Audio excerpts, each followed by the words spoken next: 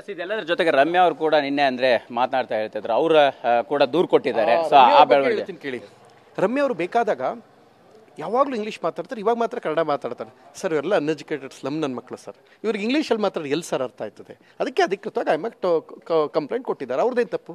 ಆಮೇಲೆ ಇವರೆಲ್ಲ ರಮ್ಯಾ ಅವ್ರ ಬಗ್ಗೆ ಮಾತಾಡ್ತಾರೆ. ಒಂದು ವಿಷಯ ತಿಳ್ಕೊಳ್ಳಿ, 13 ವರ್ಷ ಆಗಿದೆ ಅವ್ರು ಆ್ಯಕ್ಟಿಂಗ್ ನಿಲ್ಲಿಸಿ. ಇವತ್ತು ರಮ್ಯಾ ಅವರು ಹಾಕೊಂಡ್ರೆ ಒಂದು ಕೈಲಿರೋಂಥ ಬ್ಯಾಗು ಇಲ್ಲಾಂದರೆ ತಾವು ಚಪ್ಪಲಿನ ಹರಾಜು ಹಾಕ್ಬಿಟ್ಟು ಒಂದು ಒಳ್ಳೆ ಕೆಲಸಕ್ಕೆ ಒಂದು ಇದು ಕೊಡ್ತೀನಿ, 2 ಲಕ್ಷ ರೂಪಾಯಿ ಕೊಟ್ಟು ಹೋಗ್ತಾರೆ ಸರ್. ಅದು ರಮ್ಯಾ ಅವ್ರ ಕ್ರೇಜು, ಒಳ್ಳೆ ಕೆಲಸ ಮಾಡಬೇಕು ಅಂದರೆ. ಇವರು 2 ತಿಂಗ 3 ತಿಂಗ ಕಾಣಿಸ್ಕೊಳ್ಳದೆ ಹೋದರೆ ಕ್ರೇಜೇ ಬಿದ್ದೋಯ್ತದೆ ಸರ್.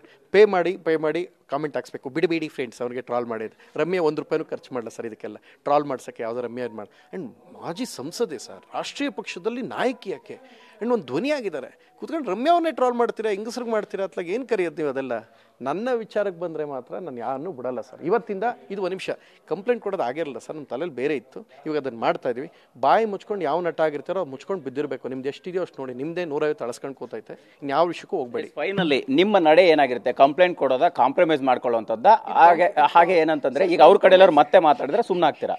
ಕಾಂಪ್ರಮೈಸ್ಗೆ ಆಗೋ ಸಮಯದಲ್ಲಿ ಆಗುತ್ತೆ ಸರ್, ಆಗಬೇಕಾಗಿತ್ತು ಆಗಿಲ್ಲ. ನೆನ್ನೆ 2,000 ಪೇಜಲ್ಲಿ ಅಲ್ಲ ಸರ್, ಚುಚ್ಚಕ್ಕೆ ಹೋಗೋದು ವೆಪನ್ ಅವರೇ. ಈಗ ನೋಡ್ರೆ ಪ್ರಥಮ ಮೇಲೆ ಕಂಪ್ಲೇಂಟ್ ಕೊಟ್ಬಿಟ್ರು. ಇನ್ನು ನಾನು ಹೆಂಗೆ ಸರ್ ಸುಮ್ಮನಿರಲಿ? ನನಗೆ ಬೇಕಲ್ಲ, ನಿಮ್ಗೆ ಸ್ವಲ್ಪ ಯಾರು ಅರ್ಥ ಮಾಡ್ಕೊಂಡು, ನನಗೆ ವೆಪನ್ ಚುಚ್ಚಕ್ಕೆ ಬಂದರೆ ಅದಕ್ಕೆ ಕೋಪದಲ್ಲಿ ಮಾತಾಡ್ತಾ ಇರೋದು. ಈಗಲೂ ನೀವು ಬಾಸನ್ನಿ ದೇವರು ಅಂದೇನು ಅನ್ನಲ್ಲ, ಅರ್ಥ ಆಯ್ತಾ? ನನಗೆ ಚುಚ್ಚಕ್ಕೆ ಬಂದಿದ್ದು ಅರ್ಥ ಮಾಡ್ಕೊಳ್ಳಿ. SP ಬೇರೆ ಆ್ಯಂಗಲ್ ಯೋಚನೆ ಮಾಡ್ತವ್ರೆ. ನನ್ನ ಸ್ನೇಹಿತರಾದ ಮಹೇಶ್ ಅವರು ಇರ್ಬೋದು, ಇವರೆಲ್ಲರೂ ತೊಂದರೆ ಆಗಬಾರ್ದು ಅಂತ ನಾನೇ SP ಕಲ್ಲಿ ಹೇಳಿಕೆ ಕೊಡಿಸಿ ಕಳಿಸ್ಬಿಡ್ತಾ ಇದ್ದೀನಿ. ಇದು ನನ್ನ ದೊಡ್ಡತನ. ನಾನು 5 ದಿನದಿಂದ ಸುಮ್ಮನಿದ್ದೀನಿ ಅನ್ನೋ ಕಾರಣಕ್ಕೆ ಹೆಂಗೆ ಮಾಡೋದು ಅವೆಲ್ಲ ಮಾಡಬಾರ್ದು. ಬಾಯಿ ಮುಚ್ಕೊಂಡು ಬಿದ್ದಿರಬೇಕು, ನಿಮ್ದು ಎಷ್ಟೋ ಅಷ್ಟು ನೋಡಿಕೊಂಡು ಹೇಳ್ತಾ ಇದ್ದೀನಿ. ಪದೇ ನಾವು ಇವತ್ತು ಬೇರೆ ನಿರ್ಧಾರ ತಗೋತಾ ಇದ್ದೀವಿ. ಸುಮ್ಮನೆ